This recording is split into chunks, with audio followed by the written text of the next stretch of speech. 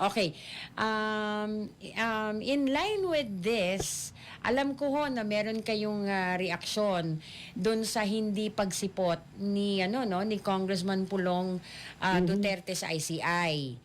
Ano ho ang for the record, ano ho ang tingin ninyo doon sa hindi niya pagpunta sa ICI?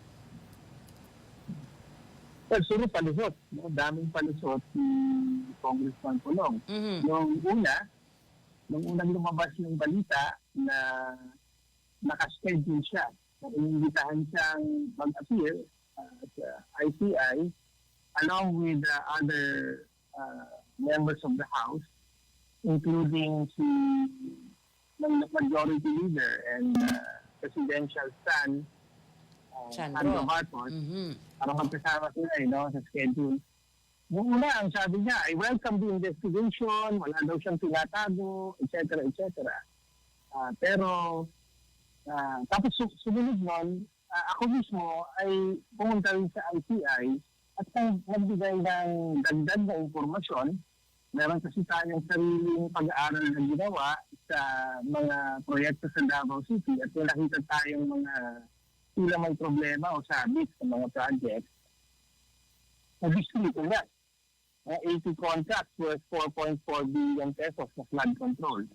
May mga incomplete kahit 2020 pa binigay yung kontrata, ongoing pa rin daw.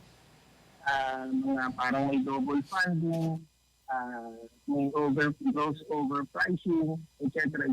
So sabi natin sa ICI, isama nyo na to sa investigation nyo. Pagkatapos nun, biglang nagbago ng tono mula sa i-welcome the investigation din around sa City Court. So, ang puntuan natin, bakit naduwag siya bigla? Wala daw kasing jurisdiction ang ICI sa kahit na sinong miyembro ng Kongreso. Dahil yun po ay nasa executive branch. So, yung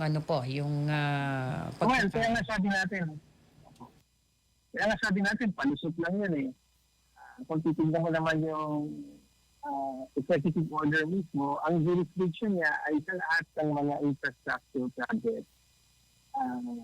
Corruption involving infrastructure projects, no? So, saklaw yun. Ginamit pa niya yung pagiging congressman niya, wala raw jurisdiction. Ang dami ng mga congressman na nagpunta doon. Diba?